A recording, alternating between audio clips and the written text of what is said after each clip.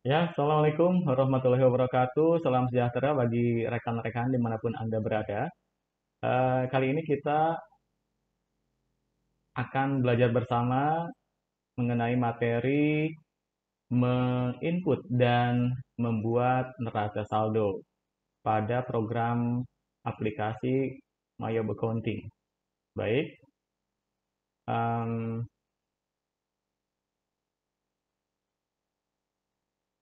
kita buka dulu program Mayobnya. Ya, kita buka file yang pernah kita buat pada pertemuan.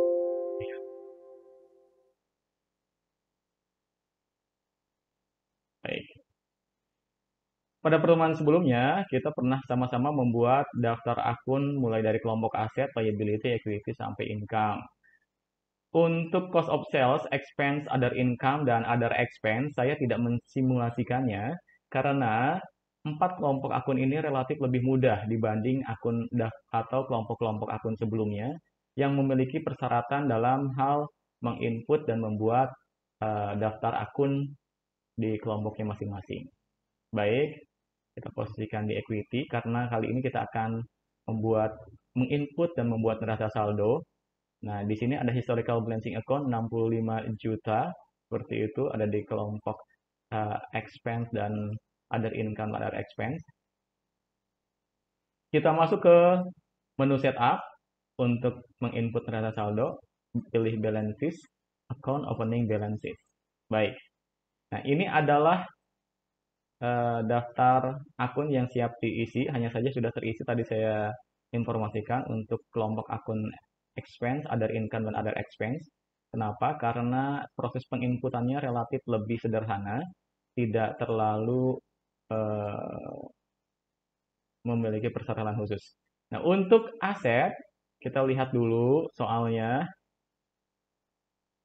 anak-anak milenial. Nah, ini adalah kelompok akun yang akan nanti kita input.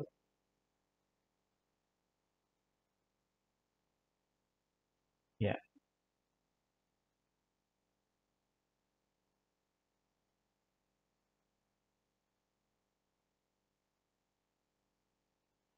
nah, ini adalah kelompok akun yang nanti akan kita input sampai dengan mulai dari cash in bank sampai dengan kelompok akun cost of sales ya. Cost of sales,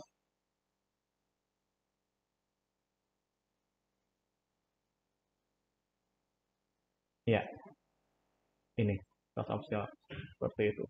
Baik, kita akan masuk lagi atau kembali ke Mayob lagi. Nah, saya hanya menghimbau ketika anak-anak milenial mendapatkan soal dari pengampu atau instruktur atau guru mayobnya masing-masing, ketika mendapatkan daftar saldo, usahakan posisi tangan kiri, telunjuk kiri, itu berada di nominal masing-masing akun. Sehingga tangan kanan akan fokus untuk menginput di numeric pad, di kelompok kalkulatornya keyboard masing-masing. Seperti itu. Nah, kita mulai input untuk cash in bank, misalnya 280.900. Petty cash itu 2 juta, account receivable 68 juta. Untuk AFDD, inventory, store supplies, prepaid insurance. Baik, kita masuk ke PPN income, terus ke prepaid tax, deposit paid, 6 juta ternyata. Terus ke land, building at cost, akumulasinya, terus vehicle, dan akumulasinya juga. Sedangkan equipment, akumulasinya adalah 6 juta. Ada account payable yang harus kita isi juga di sini. Terus ada tax payable, accrued expense juga kita isi. Terus PPN outcome, ada customer deposit, ada di next bank. Terus ada juga capital stock, retained earning,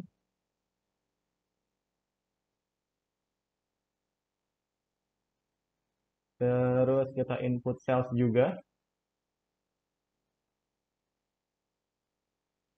sales return kita input, sales discount juga kita input,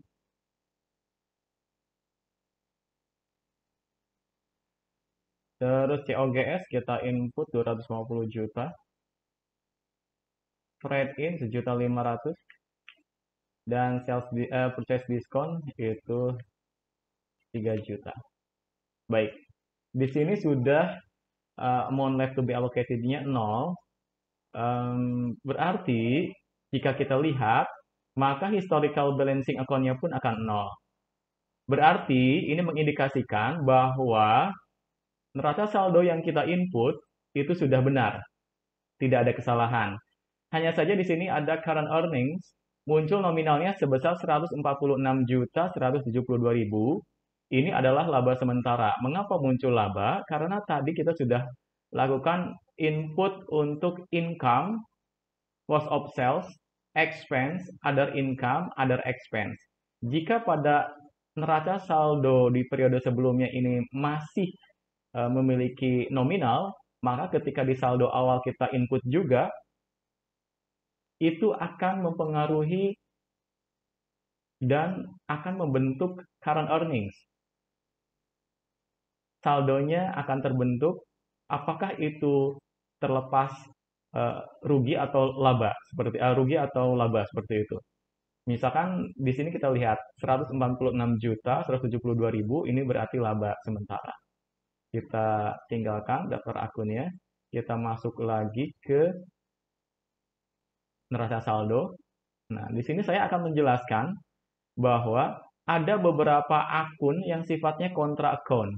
Misalnya adalah AFDD, Allowance for Doubtful Debt. Ini kontra account. Kenapa? Karena posisinya ada di kredit. Juga semua akumulasi penyusutan itu posisinya ada di kredit. Mengapa kontra account? Karena pada dasarnya akun harta atau aset normalnya itu ada di debit. Ketika ada akun harta posisinya di kredit, maka akun tersebut memiliki sifat kontra akun. Dan ketika dimasukkan ke dalam MAYOB, ke dalam neraca saldo, maka proses inputnya harus didahului dengan tanda minus. Di liability, kebetulan di sini tidak ada yang harus di minus, begitupun di equity. Sedangkan di income, posisi normal akun di income itu sebenarnya ada di kredit. Nah, di sini sales return dan sales discount posisinya ada di debit. Berarti sales discount dan sales return ini tidak normal. Ketika sales ada di kredit, sedangkan sales return dan sales discount-nya ada di debit. Nah, ini harus di minus juga. Begitupun COGS dan trade in. Normalnya ada di debit. Sedangkan purchase discount yang ada di kelompok 5, ini ada di kredit. Nah, ini pun tidak normal. Sehingga ketika di-input, harus didahului dengan tanda minus. Seperti itu. Baik,